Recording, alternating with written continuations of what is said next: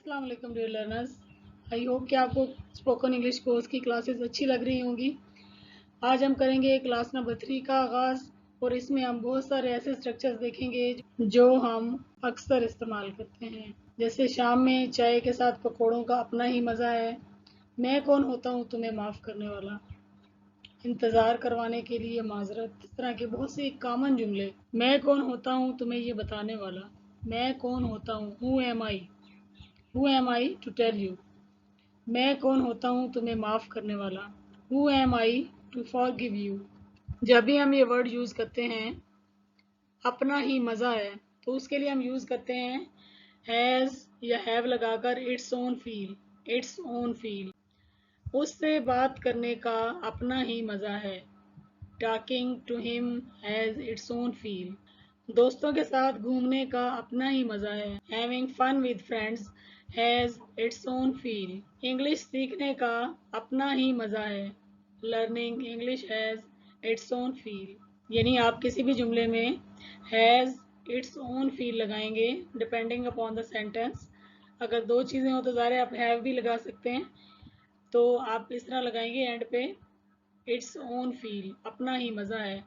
चाय के साथ पकौड़ों का अपना ही मज़ा है, हैविंग फ्रिटर, फ्रिटर कहते हैं पकौड़ों को, गर्मा गर्म चाय के साथ पकौड़ों का अपना ही मज़ा है, having fritters with hot T has its own feel. जब किसी से इंसान को मोहब्बत हो जाए तो अक्सर हम ये कहते हैं कि मैं उससे बात किए बगैर नहीं रह सकता, मैं उससे शादी किए बगैर नहीं रह सकता। इस तरह के बहुत सारे जुमले हमारी मजबूरी को ज़ाहिर करते हैं जब हम किसी काम के लिए बहुत ज़्यादा मजबूर हो जाते हैं। मसलन मैं उससे बात किए बगैर नहीं रह सकता। ऐसे जुमलों में हम यूज़ करते हैं कांट हेल्प। क्या लगाते हैं, कांट हेल्प और उसके बाद I N G form. I can't help talking to her, मैं उससे बात किए बगैर नहीं रह सकता।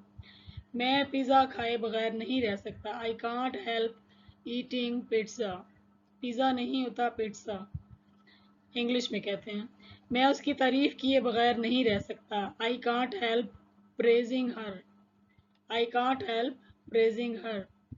मैं उसे सोचे बगैर नहीं रह सकता, I can't help thinking about him, I can't help thinking about him. मैं चाय पिए बगैर नहीं रह सकता। आप देखें बगैर नहीं रह सकता के लिए हम लगाएंगे आई कांट हेल्प और उसके बाद हम लगाएंगे आई N ji, I can't help taking tea. चाय पिए बगैर मैं नहीं रह सकता। तो जब हमने ये ऐसे जुमले बनाने हो कोई काम किए बगैर मैं नहीं रह सकता, तो वहाँ पर हम लगाएंगे I can't help plus I N G form. Class कब तक चलेगी, how long will the class last. Meeting कब तक चलेगी, how long will the meeting last. कब तक चलना के लिए हम लगाएंगे हाउ लॉन्ग और साथ में लास्ट का वर्ड लगाएंगे।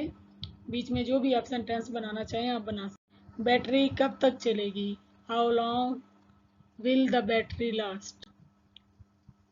हड़ताल कब तक चलेगी, how long will the strike. हमारा अगला स्ट्रक्चर है जिसमें हम कहते हैं कोई फ़ायदा ही नहीं, इस काम करने का तो कोई फ़ायदा ही नहीं, नाराज़ होने का कोई फ़ायदा नहीं, तो हम लगाएंगे it's no use, it's no use.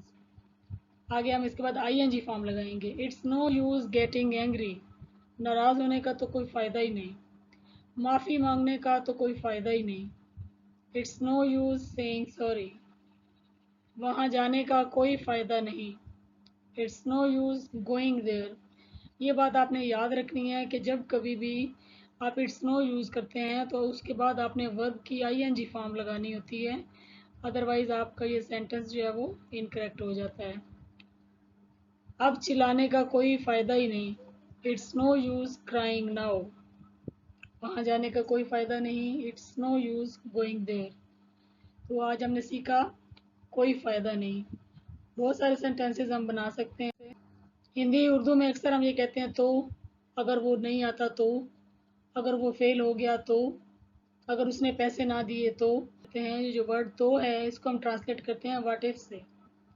अगर वो नहीं आता तो, what if he doesn't come. अगर वो फेल हो जाता तो, व्हाट इफ ही फेल्स। अगर तुम्हारे अब्बू तुम्हें नहीं आने देते तो, what if your father doesn't let you go, permission के लिए भी हम लेट लगाते हैं। बहुत जल्द मैं लेट पर भी एक वीडियो लेकर आऊँगी। अगर तुम्हारा दोस्त तुम्हें धोखा देता तो, what if your friend cheats you. Next slide है हमारी, जिसमें हम ये देखते हैं इंतज़ार करना। अगर हम इस साइड को देखें, ये वाली साइड जो ब्लैक में है, आई वेटेड फॉर हर, मैंने उसका इंतज़ार किया। I wait for the bus, मैं बस का इंतज़ार करता हूँ। डोंट वेट फॉर मी, मेरा इंतज़ार मत करो। How long did you wait, तुमने कितनी देर इंतज़ार किया। लॉन्ग का मतलब होता है देर।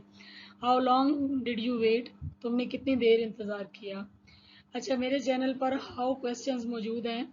कितनी दूर, कितनी देर से, कितना कद, कितनी उम्र, बहुत सारे क्वेश्चंस हैं, उसको भी देखिएगा। मैं यहाँ आई बटन पर लगा दूंगी।